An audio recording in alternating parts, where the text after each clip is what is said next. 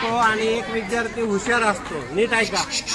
एक लक्ष रे सर, आता चाललं आपल्याकडे फक्त 5 मिनिटं आहे वेळ त्यांचा. तुम्ही ते एक आगे बघा ना ते.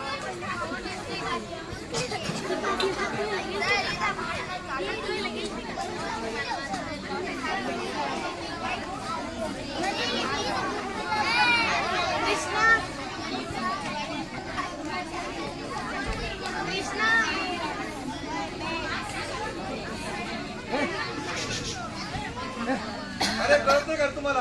का बांधणं करता? सांगितलं समजत नाही तुम्हाला? महाराज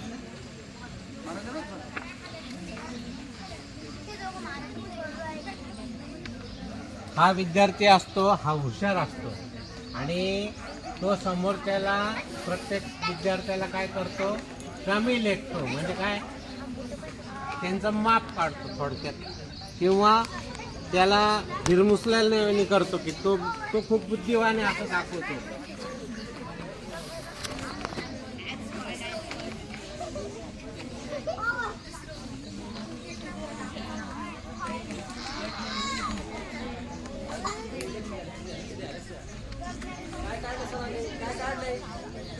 काय काढलंय? ओके स्टेप बाय स्टेप सांग काय काढायचं.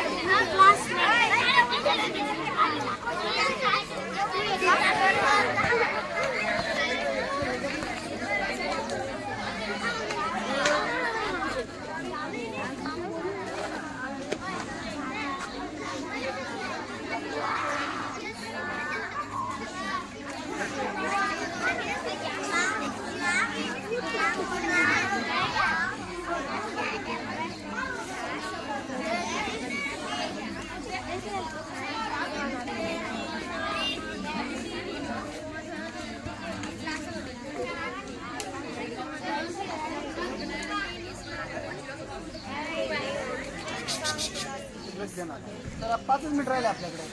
आता शेवटचं चित्र आहे. हा त्याच्यातून काय बोध घ्यायचा बघा ना.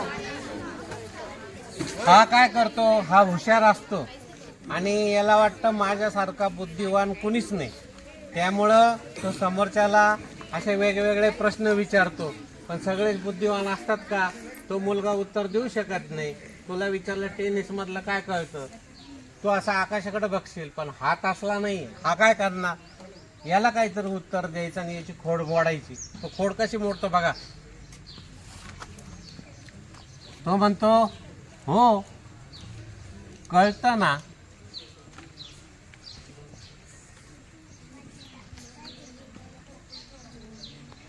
मी तुला प्रश्न विचारतो,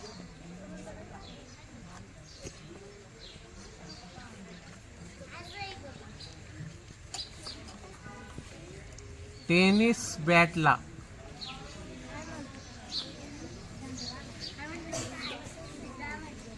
जाळीला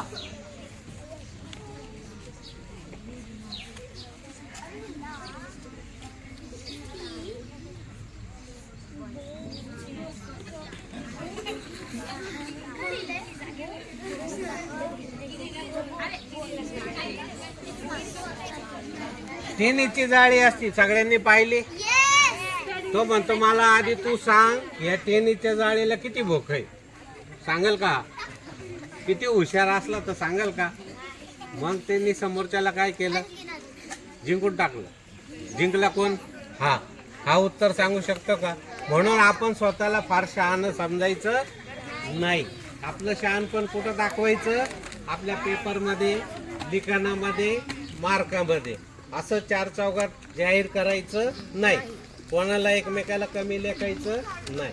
धन्यवाद. जोरात